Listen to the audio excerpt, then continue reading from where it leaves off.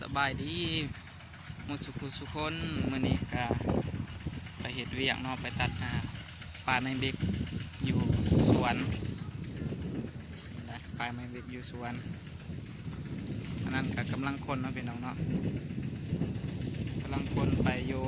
เถียงนาเนาะไปเฮ็ดลักหัวพี่น้องเอ้ยมื้อนี้ก็ตัดปลาไม้เบ็กก็ใกล้จะเสร็จแล้วเอาติดตามต่อไปเลยพี่น้อง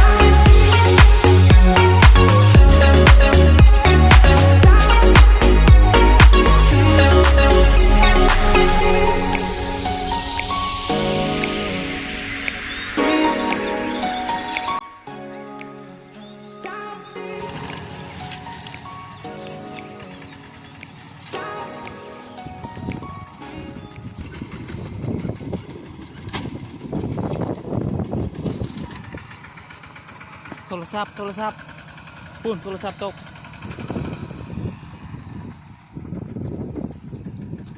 โทรศัพท์อันนี้โทรศัพท์เบาสะอาดตกเลยเห็นไหมมันดีเลยปุ่น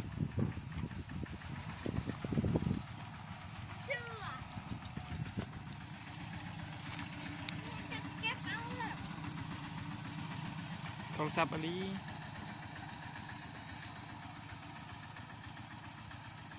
เฮ้ย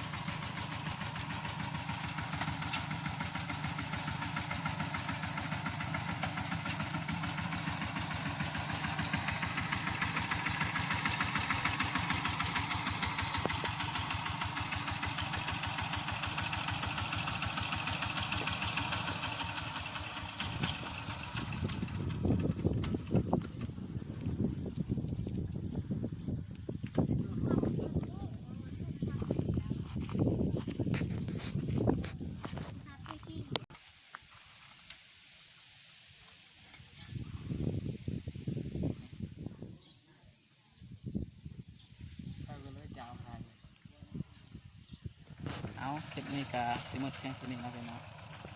การเก็บปลาเมนเบ็กก็สิหมดเท่านี้ก่อน